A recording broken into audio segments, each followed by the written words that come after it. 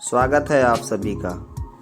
हमारी धन्नो निकल चुकी थी और खूबसूरती का नज़ारा लेते हुए रास्ते में हमें लखनऊ यूनिवर्सिटी दिखी, तो हमने कहा 2 कदम अंदर भी चल लेते हैं। नई नई पेंटिंग खूबसूरती को और 4 चाँद लगा रही थी। उसी से कुछ ही दूर पर था दस्तरख्वान, जहां हमारा खाने का व्यवस्था था। अंकल जी पता नहीं क्या अपने मुर्गों को इतना सेक रहे हैं कहीं जल न जाए। भीड़ चारों तरफ जम के लगी हुई थी नॉनवेज खाने वालों की, और कुछ दुकानें खाली भी थी। लेकिन हमने सोचा कि चलते हैं इंडोर में बैठ के खाते हैं, क्योंकि बाहर थोड़ा शोर था। फिर अंदर चले गए हम आगे वाली दस्तरख्वान की शॉप पर, जहाँ पर भीड़ लगभग ओके थी। फिर हमने अपना खाना ऑर्डर किया और रेट्स भी लगभग ओके ही था, ना बहुत ज़्यादा ना बहुत कम। इनकी प्लेटिंग भी अपने ही ब्रांड की थी दस्तरख्वान। साथ में इन्होंने मस्त सलाद दिया, चटनी और नींबू डाल के। लोग खाने में इतने बिजी थे कि किसी को देख भी नहीं रहे थे। हमने ऑर्डर किया बोटी कढ़ाई, जो मटन की थी।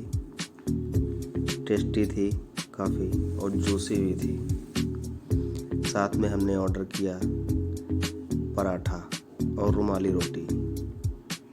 इसको एंजॉय कर रहे थे हम। फिर धीरे धीरे बोटियां हमारी चट हो गई और पेट हमारा भारी नहीं रहा था, और पराठा भी ख़त्म होने वाला। पराठा मैदे का था, अगर आटे का रहता तो और मज़ा आ जाता। फिर साथ में हमने और भी ग्रेवी और मटन खाया, जब तक ख़त्म नहीं हो गया, क्योंकि भाई टाइम लगा था पहुंचने में। और कुछ देर बाद हमने सारा माल धीरे धीरे चट कर दिया। फिर रायता पी के अपनी प्यास बुझाई, और साथ में हमने ऑर्डर किया बिरयानी, चिकन बिरयानी, जिसमें 2 बड़ी बोटियां। माहौल पूरा मसाले में घूम चुका था, रंग बिरंगे सुनहरे चावल। पूरी अपनी थालियां चट कर बांट के खाया। साथ में हम भी उसी में लगे हुए थे और बिरयानी का आनंद हमने लिया, जिसमें चिकन लगभग ओके था।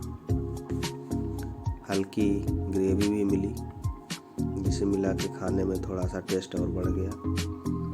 और काफ़ी देर तक हमने पेट पूजन किया। उसके बाद हमने सोचा अब बहुत हुआ, अब चलते हैं आगे की तरफ। धीरे से हमने पेमेंट करी और वहाँ से निकल लिए अपने अगले गंतव्य की तरफ। लखनऊ में चहल पहल काफ़ी थी।